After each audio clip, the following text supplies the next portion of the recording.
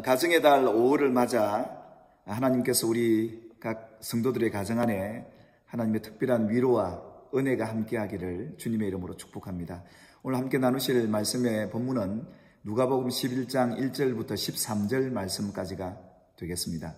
말씀의 제목은 무엇을 구할 것인가 라는 제목입니다. 우리가 5월만 되면 가정 안에 여러 가지 제목들도 가지고 기도하게 되고 또 우리가 가정의 행복을 위해서 무엇을 해야 될까 고민하는 분들이 적지 않습니다. 그래서 우리가 이 말씀을 통해 이 가정의 달 5월에 우리 가정을 위해서 내가 무엇을 할 수 있을까, 무엇을 구해야 할까, 이런 생각을 가지고 이 말씀을 함께 나누고자 합니다. 오늘 누가복음 11장은 예수님의 제자들이 예수님에게 기도를 가르쳐 달라는 요청 속에 시작되는 본문이 되겠습니다. 특히 누가복음에는 예수님의 기도의 장면이 다른 복음서에 비해서 또 많이 아주 상세하게 기록이 되어져 있습니다.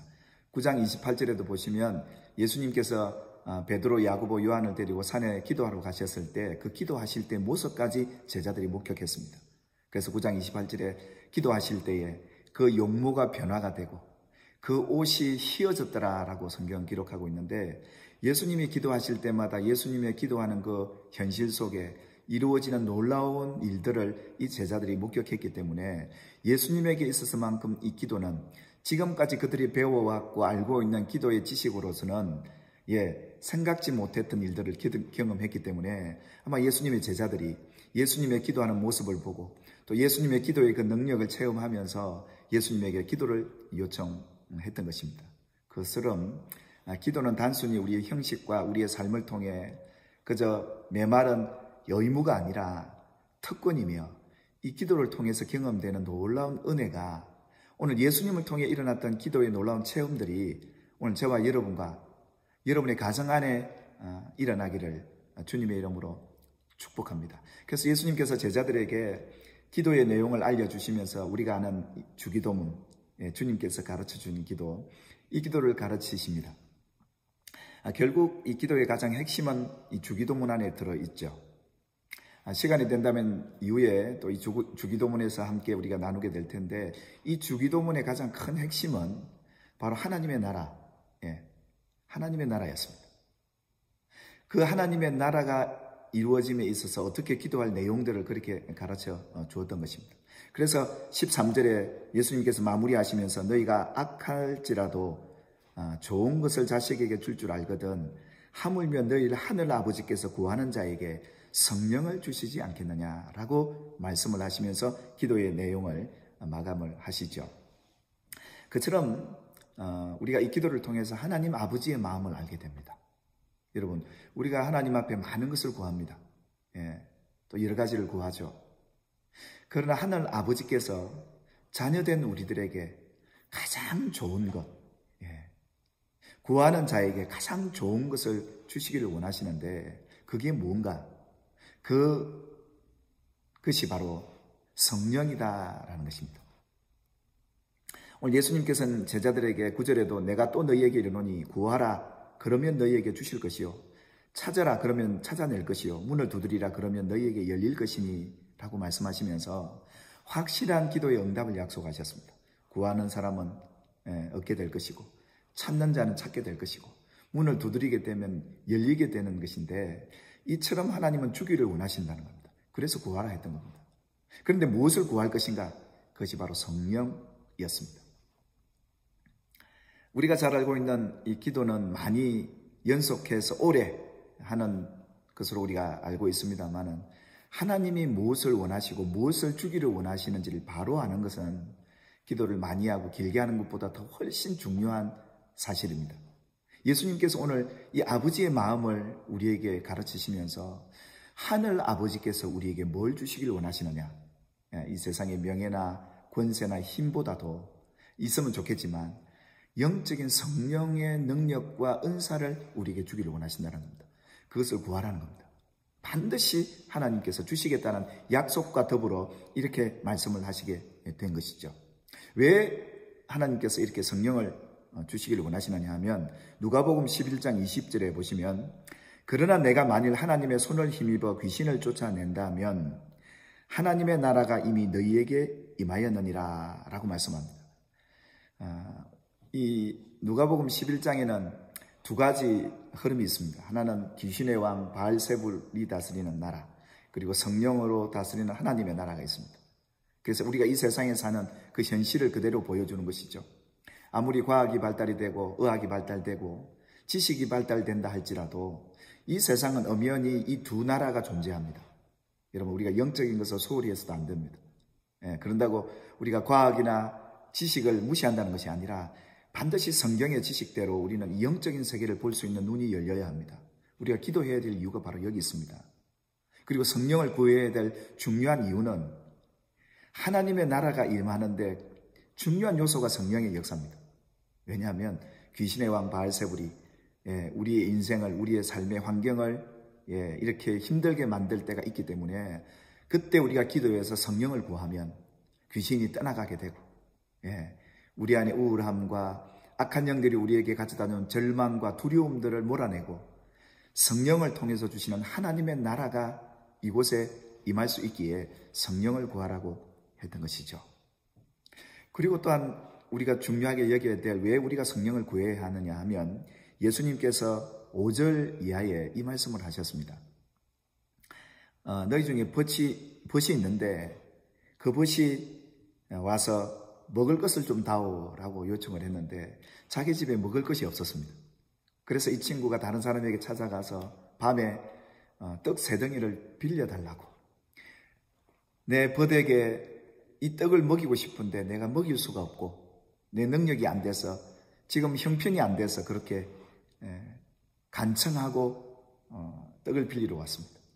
그래서 그렇게 빌리러 왔더니 8절에 보니까 내가 너희에게 말하노니 비록 벗됨으로 인하여서는 일어나서 주지 아니할지라도 그 간청함을 인하여 일어나 그 요구대로 주리라. 지금 이 친구가 찾아온 목적은 무엇입니까? 친구에게 떡을 먹이기 위해서 떡을 빌리러 온 겁니다. 그러니 그 간청함을 듣고 그 친구를 위해서 떡을 주고 싶은 이 마음을 알았던 이 사람은 그 요구대로 줄 수밖에 없었다라는 그 얘기를 이렇게 하고 있습니다. 이 말은 결국은 우리는 어떤 성령을 구할 때 그 성령을 구하는 이유가 내가 능력받아서 지위가 높아지고 다른 사람에게 인정을 받고 큰 일을 하기 위해서도 되겠지만, 진정 이 성령을 구해야 될 이유는 내 자신이 아닌 다른 사람을 위한, 그것이 바로 성령을 구해야 될 이유임을 주님은 이렇게 말씀하셨던 겁니다. 그래서 내가 뭔가를 해줘야 되는데, 내가 내 자녀를 위해서 뭔가를 좀 해줘야 하는데, 내가 할 수 없는 능력의 한계를 느끼게 될 때, 내가 자녀들에게 뭔가를 해줘야 되는데 할 수 없을 때 하나님 앞에 간청하고 구하게 된다면 그 간청함을 인하여 그 요구대로 주는 것처럼 13절 하반절에 하물며 너희 하늘 아버지께서 성령을 주시지 않겠느냐, 성령을 구하는 당신의 자녀들에게 이렇게 주시지 않겠느냐, 떡을 구하는데 주지 않겠느냐, 이웃들의 그 힘들고 어려워 고통받는 이들을 위로해달라고 기도하는데 하나님이 응답하지 않겠느냐, 결국은 내 자신이 아닌 다른 이들을 위해서 이렇게 구하고 간청할 때 하나님은 반드시 주신다. 할렐루야. 이것이 하나님의 약속이었습니다. 그처럼 우리가 이 성령을 구해야 될 이유는 바로 우리 자신의 위신과 위치와 우리가 어떤 능력 있는 사람으로 세워지기도 좋겠지만, 왜요? 이웃들을 돌보고 가족을 돌보고 우리의 공동체, 나아가 땅끝까지 하나님의 나라가 임하도록 성령을 우리에게 주시기를 원하셨던 겁니다. 그래서 사도행전 2장에 보시면 그들이 성령의 충만함을 받고 나니까, 성령이 그들에게 임하여 그들 각자에게 하나님의 나라가 임하고 나니까 자기가 가진 소유를 내어놓고 가난한 자들에게 나누어 주기 시작합니다. 그래서 교회라는 것은 바로 이런 것이죠. 성령을 받고 나 아닌 다른 이들을 섬기고 돕고 희생하기 위한 이런 역사가 바로 성령의 역사를 통해 일어났던 것이죠. 결국은 성령은 우리 자신의 구원도 우리에게도 필요합니다만, 그거는 1차적이고 정말 중요한 이유는 교회 공동체, 가정 공동체를 바로 세우고 하나님의 나라를 세우는데 이 성령의 역사가 필요한 것이고 지금도 필요로 하고 있는 것입니다. 사랑하는 여러분, 우리가 예수를 믿고 나면 이기적인 삶 속에서 점점 벗어납니다. 나의 중심적인 삶에서 점점 다른 이의 중심으로 올라가고 하나님 중심으로 바뀌는 삶이 성령의 능력을 받은 사람들의 모습인 것이죠. 그처럼 이 성령이 임하고 나니까 그 마가 다락방에 임하였던 성령의 충만한 역사를 모든 이들이 바라봅니다. 불의 혀같이 갈라지는 혀들이 나타나고 그런 방언의 소리도 들리고 또 이들이 섬기고 나누는 이런 현장 속에 하나님의 나라가 임하는 것을 불신자들도 보게 되고 그래서 많은 사람들이 교회로 몰려들기 시작했던 그 현장이 바로 성령이 임하였고 이 제자들이 구하였던 성령의 충만한 역사로 일어났던 현실이 바로 거기에 있었던 것입니다. 이처럼 오늘날 우리에게 필요한 것은 성령의 능력으로 우리가 우리 자신을 아닌 다른 이들을 위해 구할 때 하나님은 주십니다. 그래서 마태복음 6장 33절에 너희는 먼저 그의 나라와 그의 의를 구하라. 그리하면 이 모든 것을 너희에게 더하시리라. 우리를 위해 더하시는 경우도 있지만 우리의 가족과 이웃과 우리 공동체와 나아가 저 땅끝 열방까지 섬길 수 있도록 주시겠다고 약속까지 하신 그 하나님의 약속을 우리는 신실히 믿습니다. 사랑하는 여러분, 오늘 저와 여러분들의 가정의 달을 여러분 가정 안에 여러분이 정말 해야 될 중요한 일이 있습니다. 그것이 바로 성령 안에서 여러분들이 하나님의 뜻대로 구하는 이 기도야말로 하나님은 기뻐하셔서 응답을 해주시고 우리가 가는 곳마다 하나님의 나라가 이루어지는 놀라운 역사가 일어나게 될 줄 믿습니다. 예수님께서 가르친 기도 가운데 4절에 우리가 우리에게 죄지은 모든 사람을 용서하오니 우리 죄도 사하여 주시옵고 라고 말씀하고 있습니다. 특히 우리가 가족들 안에 일어났던 여러 가지 많은 갈등과 어려움들 속에 정말 내가 용서해야 되는데 용서할 수 없는 우리의 연약함들을 보게 됩니다. 참 저 사람만큼 용서가 안 된다는 분도 계시기도 하겠죠. 그런데 사랑하는 여러분, 우리 안에 성령은 하나님의 나라를 이루도록 용서의 아버지의 마음을 우리에게 부어주시는 줄 믿으시길 바랍니다. 그래서 기도하는 겁니다. 용서가 안 되는 분이 계십니까? 기도해 보시길 바랍니다. 혹 시험 가운데 있는 가정이 있습니까? 시험에 들지 않도록 깨어 성령을 구하며 기도해 보시길 바랍니다. 그 시험을 이길 수 있도록 성령께서 여러분에게 지혜를 더하시고 믿음을 주시고 무엇보다도 성령의 각양 은사들을 주셔서 여러분의 가정을 유익하게 할 것이고 우리 교회 공동체 나아가 이 땅의 모든 교회 공동체를 유익하게 하는데 아름답게 쓰임받는 여러분들이 되실 줄 믿습니다. 나는 뭐가 없어서 못한다, 나는 연약해서 못한다라고 여기지 마시고 내가 이제 우리 가정을 위해서 할 수 있는 일이 있구나. 이제 무엇을 구해야 할까? 이 성령의 능력 안에서 가정을 섬기고 교회를 섬길 수 있는 하나님의 나라를 이루는 요소들을 구해보시기를 주님의 이름으로 축복합니다. 우리가 남을 위해서 물질을 하나님 앞에 구하기도 합니다. 또 이웃의 아픔과 상처들을 싸매어 달라고 중보하기도 합니다. 이때 성령의 강력한 역사가 있습니다. 사단은 우리를 갈라놓고 우리를 절망하게 만들고 두렵게 만들지라도 성령이 임하게 되면 평안이 있고 기쁨이 있고 평안이 우리의 삶의 현장 속에 나타나서 바로 그곳에 하나님의 나라가 임하여 온 줄 믿습니다.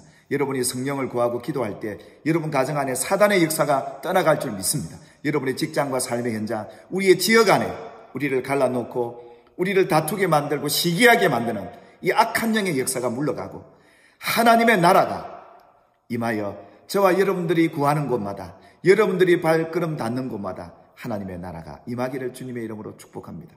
어느 TV 광고에서 감동됐던 한 선전이 있었습니다. 어느 스쿠버 부부가 바다에 들어가서 자기들이 가는 곳마다 쓰레기를 주워냅니다. 그때 묻습니다. 그런다고 바다가 바뀌겠습니까? 근데 그분들이 이런 얘기를 합니다. 세상이 안 바뀔지라도 우리가 지나온 곳은 깨끗해지지 않습니까? 사랑하는 여러분, 오늘 저와 여러분이 가는 곳마다 성령의 놀라운 역사를 통해서 세상이 안 바뀌더라도 우리가 밟는 그곳만큼은 거룩한 하나님의 나라가 될 줄 믿습니다. 우리 낙심치 말고 성령의 충만함과 성령의 신령한 은사와 능력들이 여러분에게 임하여서 가정과 여러분의 공동체 안에 하나님의 나라가 임하는 복이 있기를 주님의 이름으로 축복합니다. 할렐루야.